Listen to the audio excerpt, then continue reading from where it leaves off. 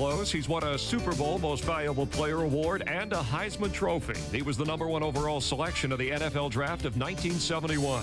Two-time Super Bowl winning quarterback Jim Plunkett tells us how his parents' visual impairment was hardly a handicap in his unique pro football career. He'll also assess the top quarterbacks of today and tell us if time is running out on Marino and Elway. The last quarterback to lead the AFC to victory in the Super Bowl is up close, up next. From the ESPN studios in Los Angeles, here's Chris Myers. Hi, and welcome to the program, and thanks for joining us. Our guest could run a clinic on handling the ups and downs in life, from a Heisman Trophy to a top pick to being released, a man without a team. He triumphed in the end, retiring in the late 80s after a 17-year NFL career. We welcome to the program Jim Plunkett. Nice to see you. Thank you, Chris. President of your own distributorship of the Coors Brewing Company in the Northern California area, doing some telecast work for the Raiders, so still active, a hand in football. When you watch a game now, Jim, do you put yourself in the place of the quarterback and say, I would have done this, he should have done that? Oh, I don't know about he should have or would have, but yeah, sometimes I put myself in that situation, especially when they drop off a pass, when they need 15 yards and he throws a 3-yard pass. You know, you should never do that unless you're, about to go down. Other instances, how to attack a defense. So I try to keep up as much as possible on what's going on out there. You were a tough quarterback in your day. What would we say, 13 surgeries by the time you finished out, out your career. Your style of play, who most resembles that in today's quarterbacks? I don't know. McMahon was quite a bit that way. That's why he missed so many games, because, he put his head down and tried to knock over linebackers. And early in my career, I tried to do the same. Later on, you get a little wiser and you try to avoid getting hit like that. But it's mostly the style of play, hanging in there a long time. Probably not being able to get out of the way half the time. The mobility, hardest hit you ever took? Well, I still remember as a rookie playing in Miami, and Bob Matheson just literally knocked my lights out. Yeah, the old 53 defense. 53, and right. in 71, of course, the Patriots, you're drafted first overall after the Heisman Trophy year at winning at Stanford. And the pressure and the expectations put on a franchise that hadn't had a lot of success. What do you remember most about walking into that situation? Well, I was excited about it, there's no doubt. Plus, I was excited about being away from home. Been born and raised in California, went to school at Stanford, only 20 miles from my home. And so I was excited, #1 pick. Sure, a lot of expectations, but I truly believe that I was going to fulfill those expectations when I got there. Obviously, it didn't quite work out that way. Yeah, what happened? What's your view of what happened? Well, we weren't a very good football team to begin with, especially 71, 72, and then Chuck Fairbanks came in, and there's no doubt that he improved that ball club, and we started to get better. Week after week and year after year. 73, we were getting to be a very good football team. 74, we started off the first half of the season 6-1. And then a lot of injuries hit us, and I think we only won 1 game in the second half of the season. 75, I was hurt almost the whole time, and I thought it was about time for me to get out of there because Fairbanks wanted me to run the option. I'm not going to. Right, that's not good. No, not for me. Was it hard, because of the expectations, going through 5 years there and not having the success? You were the guy, the quarterback. You're the one who people point to and say, hey, you didn't get the job done. Sure it is. A town like Boston also, it puts its athletes, its star athletes on a pedestal, really. But they also come crashing down hard when things aren't going well. And it was tough to live in that town, actually. Traded to the 49ers, and so you're going back home to where you grow up. Great expectations in the trade. You got a couple of #1 picks, quarterback Tom Owen, there's a name from the past. Right. And then with the 49ers, first tell me, walking into that situation, expectations despite what happened in New England and what happened there. Well, I wanted very much to succeed coming back, as you mentioned, to the Bay Area, where I grew up, played my college ball. I wanted to do well in San Francisco, but the harder I worked, it seemed the further behind I got, kind of. There was another team that was in disarray in terms of the kind of talent around you, though. Well, yeah, we weren't exceptionally good, but that first year under Monty Clark, we were a pretty good football team, and we had a chance for the playoffs, but unfortunately that didn't quite work out. And then they made some changes, and they brought in Joe Thomas from Baltimore, and he literally dismantled that ball club. The criticism at your career at that point versus what was going on in Boston, was it similar? Did you learn from the first one? I think it was more severe almost, only because it was local, it was my hometown. It was very tough. I can remember telling a good friend of mine after one of our losses, I only played 2 years there, so my second year there, that, I'm thinking about quitting and getting out. It was killing me emotionally. I couldn't handle it. And then at age 30, you are released. You're out of work for really only about 2 weeks, Right. but you didn't have a place to go. Is that where you said maybe this isn't worth it all, this football career? Yeah, I thought quite a bit about that, but I fortunately had some good family and friends who, you know, rallied around me, say, you know, it's not your fault, it's a situation you've been in, you know, you'll get your chance, and eventually I did. And Al Davis steps into the picture, and even though he said, hey, I see things in the air that didn't look so good, but I remember his days back at Stanford, those great games on Saturday when he put up great numbers and won for his team, and I want him with the Raiders. What was your first meeting with Al Davis like? It was kind of distant. He sat at one end of the table, and I sat way at the other end of the table. You know, he said some good things, but he said, you know, we're not asking you to come in here and save this team. We already have a quarterback in Kenny Stabler. So, you know, we want you to come in, heal, learn the system, learn what we expect from you, and then you'll have your opportunity. And did you expect, here it's different in this situation, no expectations like Right. New England or like San Francisco, but when your time came, you were ready. So how was that different for you? Obviously it was better for you. It was, but I also realized that after 2 years of sitting on the bench behind Kenny Stabler, finally got my opportunity in 1980, that, you know, if I didn't go out and perform, if I didn't make something happen, that I probably would be out of football next. And so, yeah, I found it, made it very clear to myself in my own mind that I'm going to stand in that pocket. I'm going to hold that ball to the last possible second. You know, I'm going to make this work for me. If I don't, you know, I might not be able to play again. And how were you different, other than the experience along the way? How did you, were you tougher mentally? Were you more of a leader? I think all those things. You know, I matured. I've had a lot of experience under my belt. I had a good team around me, both offensively and defensively. And I remember my first start for the Raiders against San Diego, and you have to score points against San Diego and Dan Fouts in those days. And but you know, Al said something I thought that was very comforting to me before the game. He says, you know, it doesn't matter if you play well; it only matters that we win. You know, and so he took that approach, and that kind of relieved some of the pressure off me. Yeah, and I think that typifies your career. Not to take away from what you accomplished, because obviously the position you play, but that's what it was. The team won, no matter what the numbers were with Jim Plunkett, and finally it climaxes with Super Bowl 15, the victory over the Eagles, where you're the most valuable player of the game. You have 3 touchdowns in the game. How was this for you, the high point, and so rewarding after all that you had gone through? Oh, without question, it was very satisfying. It was kind of a vindication of all the people who had given up on me and said I couldn't play anymore. And of the 2 Super Bowl wins that you know we had with the Raiders, this by far is the most special to me. After 10 years of struggling in the NFL, I finally got my opportunity. Do you remember after that game, emotional? Was it? Did you celebrate? Were you in tears? What was that? We celebrated mostly. I mean, shoot, I had a number of friends from Stanford in my high school days. They all came out to New Orleans to watch the game, and it was just great having them around me afterwards. That was a lot of fun. If you have to celebrate, New Orleans is a good place to do it. We're with Jim Plunkett. We'll talk more about that second Super Bowl that he was victorious in, also the Raider mystique. We'll touch on that. And the quarterbacks of today, if he's sizing them up, who does he rate as the best? We're up close with Jim Plunkett. We'll have more in a moment. Don't go away.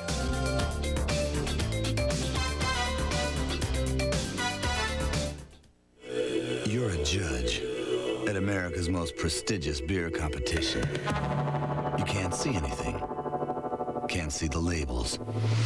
All you've got to go on is taste. So who wins the gold medal for best tasting American premium lager? Original Coors.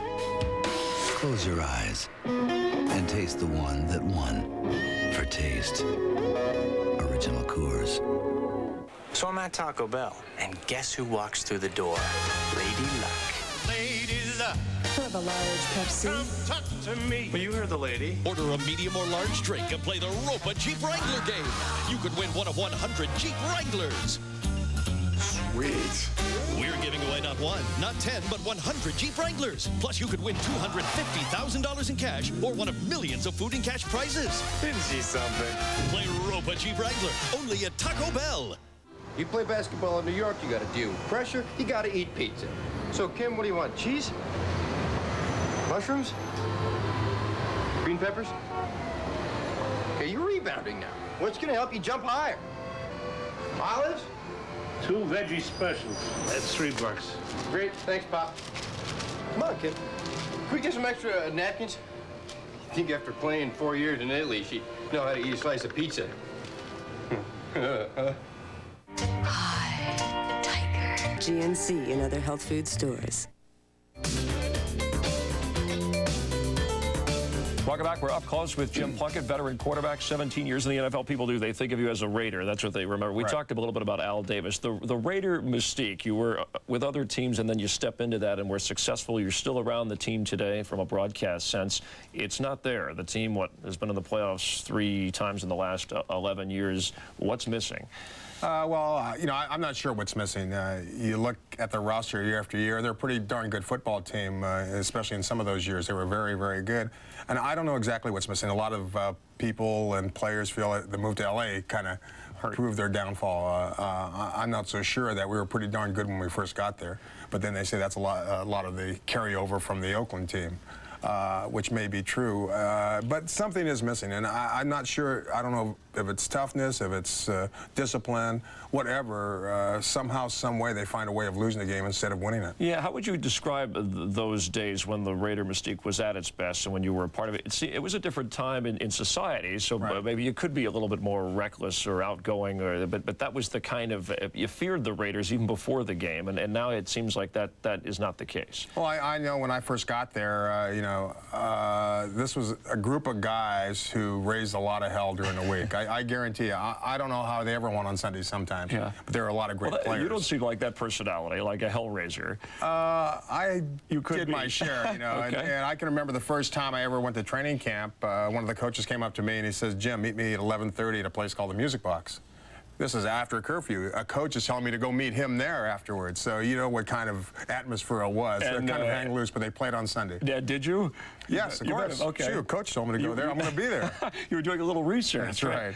Well, what do you remember most about the toughness of those days? Well, we had guys like, you take an Alzadi, you take Ted Hendricks, Rod Martin, Dave Dalby. They, no matter how they felt, if they were banged up, they showed up and they played well. And there were certain expectations from you if you put on a Raider uniform. And mine being with that, before me, LaMonica would pull out a game no matter how many minutes left and no matter what the score. Stabler would do the same. And I just kind of stepped in their shoes. And those are the things that were expected from me when I took that quarterback role. And you had to be a tough quarterback as a Raider.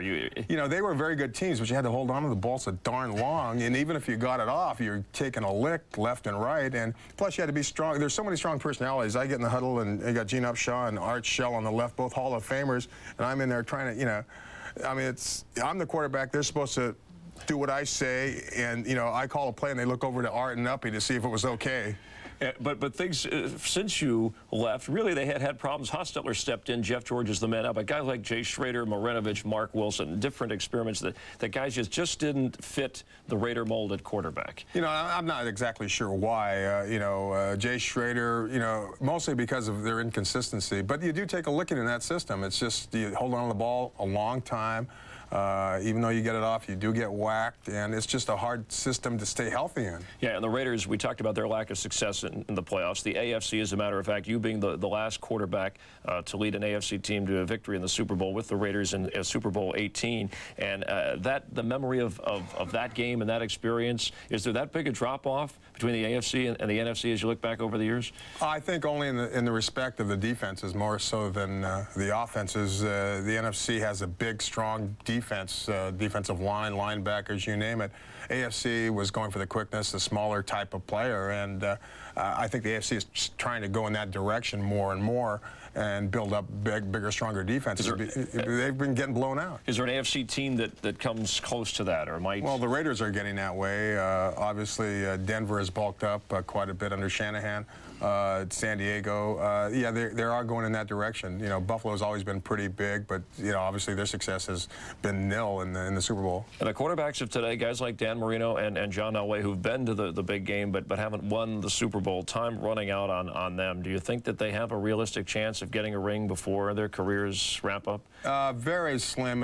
Of those two, probably Elway, but who's to say what's going to happen with him and his career, and if he ever gets the Super Bowl. I don't think Miami's quite that good yet. yet, and it may not be before Marino gets out. Yeah, since you rose to the occasion in your 30s, what advice would you have for guys like Marino and Elway in terms of dealing with the desperateness of wanting to win a ring before your career's over? Well, you know, you can only do so much. But you know, you have to have a sense of urgency because time is running out, and I'm sure they do. I saw Marino at the Super Bowl last year in New Orleans, and he says, I know we can beat those guys. I mean, that's how he feels about it, and he's a competitor, and he wants to get there, and that's the only thing that's eluding him. I've heard him mention that several times in interviews, that, you know, he wants that ring.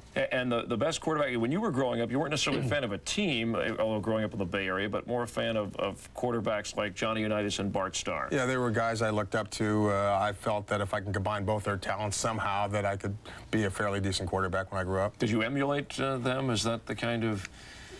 Not so much emulate, but, you know, I would go out there as a young kid, you know, pretending to do what those guys did at some point during a football game when I was watching them. All right, and he later did it to win a couple of Super Bowls. We'll continue with Jim Plunkett, former NFL quarterback of 17 years. Talk about his background growing up as a kid, what he had to go through to get to this point where he could star in the NFL. We'll have more with Jim Plunkett from Los Angeles in a moment.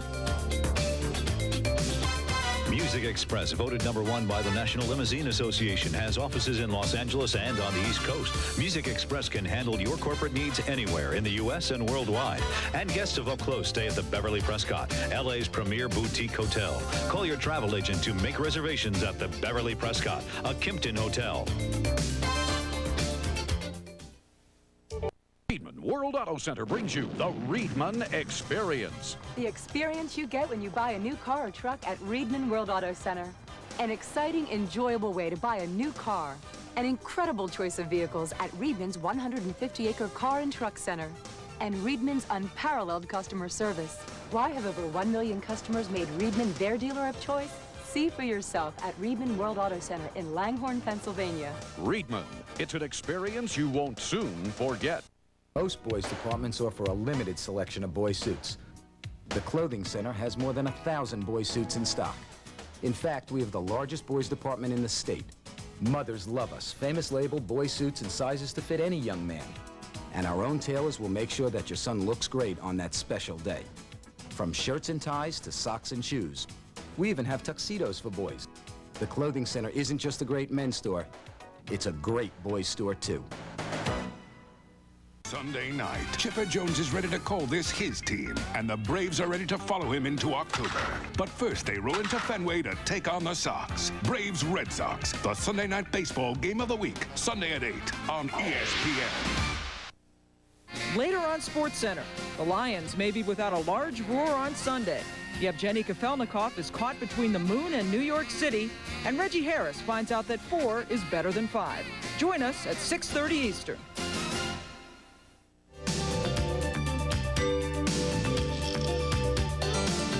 Trade living here and playing for the Dolphins to go 1 year to win a Super Bowl. I don't think I'd do it, but maybe I would. Dan said it on Up Close. Hope you'll join us next week on the program. We'll talk with Reggie White of the Packers about Monday Night Football. Also next week on the show, Jim McMahon, former Packer and Bear, sits down to talk about his career. And when we come back, we'll continue with Jim Plunkett. Stay with us. I know you will.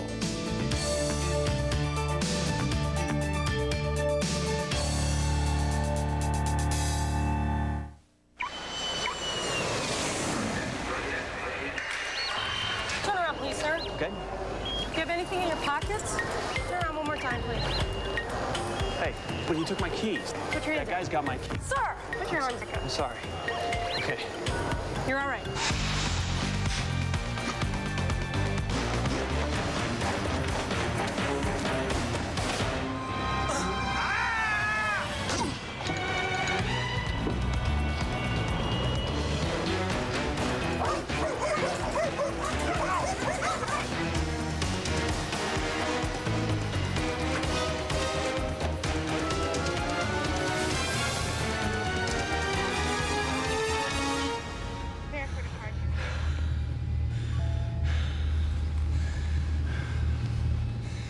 You got my keys.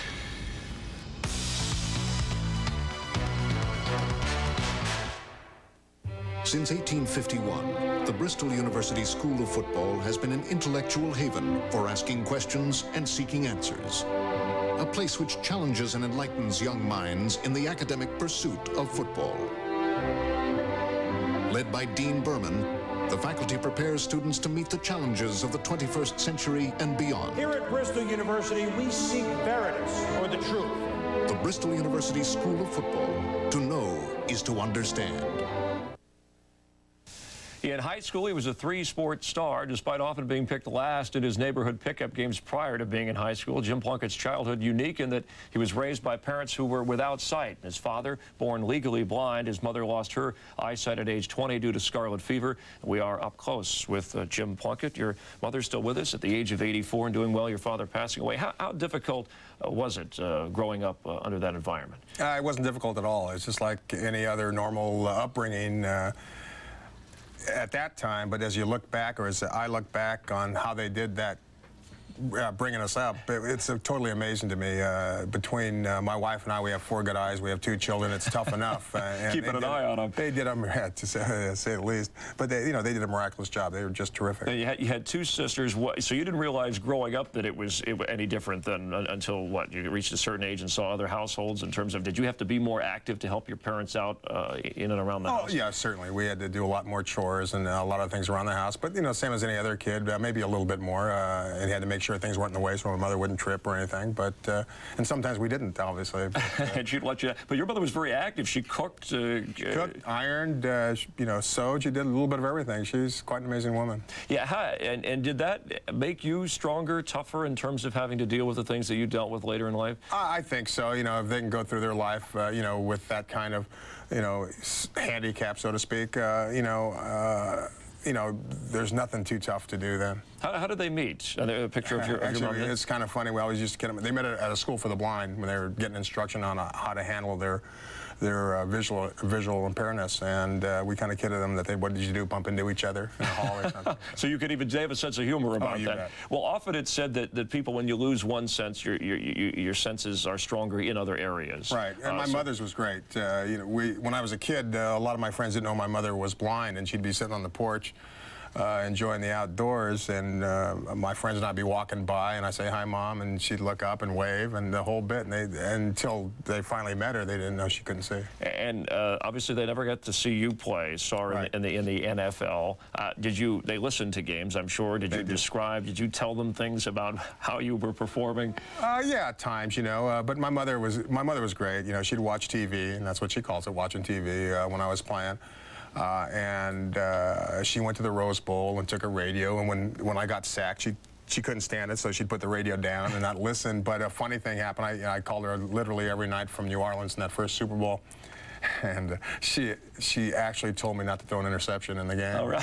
It's kind of cute. That's good that Mom is there. By the way, MVP in the Rose Bowl. Of course, we talked about your MVP award in the Super Bowl. In 1990, you came out with a set of 280 NFL cards that are Braille cards, really, with Braille information on the back. This is one of them, of course, yours. And you kind of fueled this, something that you thought was important to have. It's a great concept. Get more people involved, people who never had the opportunity before.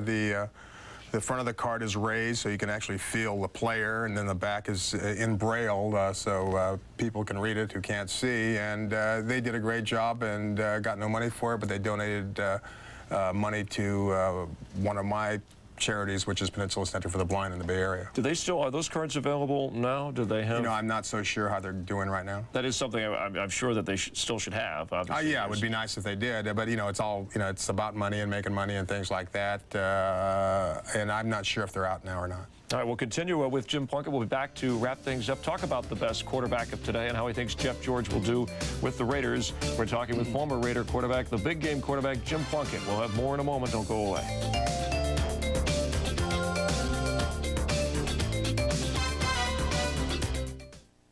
Summer is a great time for McDonald's Chicken McNuggets. You'll see them everywhere, at the beach, on a picnic, at a party. Get them in groups of 6 for 99 cents. Play ball! 9 for $1.59. Or 20 for $2.99.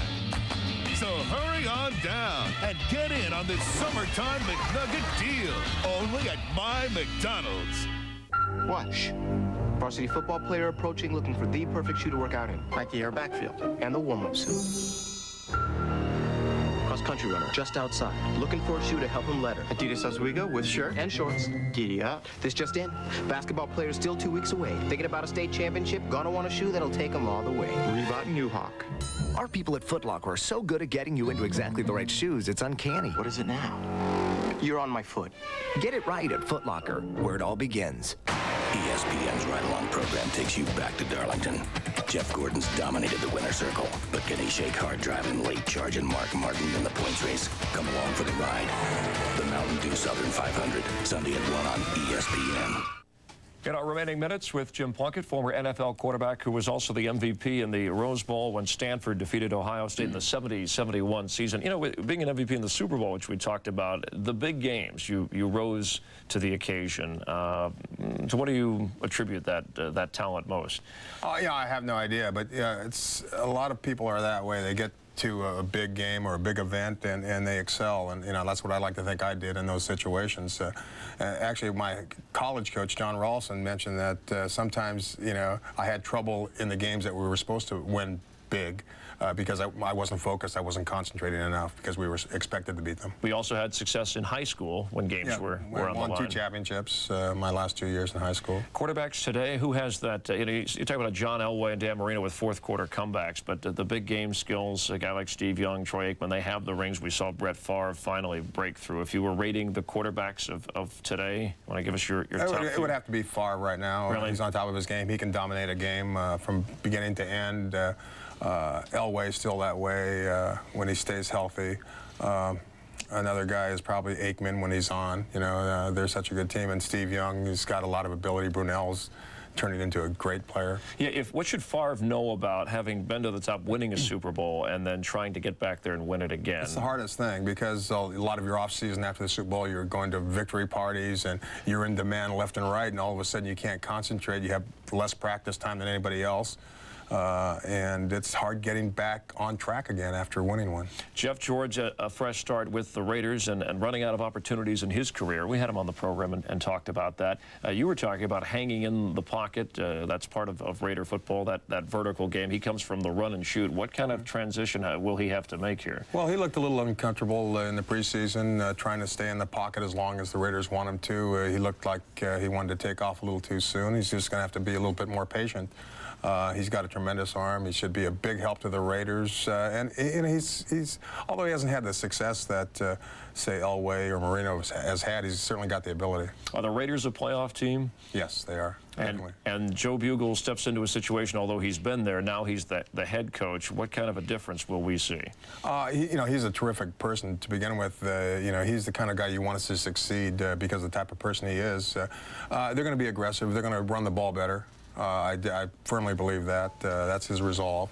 And the ball will get down the field more. Over your 17-year career, we have about a minute or so left. You got to play with a lot of great players. We talked about a lot of the success that you enjoyed. Who were some of your favorite receivers to get the ball to? Oh, my college teammate, Randy Vitaja. The Rabbit, right? He was terrific. Made a lot of things happen. Bobby Chandler, we picked up from Buffalo. In Oakland, and Todd Christensen could catch the ball no matter where it was. He was a great receiver. Was he fun in the huddle too? No, and he didn't think much of blocking either. But, I guess that you're complimenting him as a receiver. How about the running backs you play with? I know you play with Marcus Allen. Obviously, does he stand out as the best? Yeah, I'd have to say so. I didn't get the opportunity to play with Bo Jackson. But Marcus, in my book, was the best running back I played with. When you talk about great running backs today, and you played on some teams that we talked about that weren't as successful, and then when you get into the right situation, team is successful. Just knowing that your team can run the ball, or you have that kind of back there, how much of a cushion is that for a quarterback to be confident in his own game when he can go back and throw the ball? Oh, it's very big. You come up with 2nd and 3 or 4, or 3rd and 3 and 4. It's a lot easier than 2nd or 3rd and 10. Plus, it sets up a lot of other passing. The safeties have to react, come up and make more tackles, and as soon as you play action, they start to step forward and you got them beat. Something you think that Jeff George will have with the Raiders? Quick Super Bowl pick, can you give us a team here or two? I'd like to see the Raiders back. Okay, once a Raider, always a Raider. Thanks for coming by, Jim. Thank you, Chris. Nice seeing you. Take care of yourself. We appreciate Jim Plunkett being with us here on Up Close. Thank you, too, for watching. We'll see you next time from Los Angeles.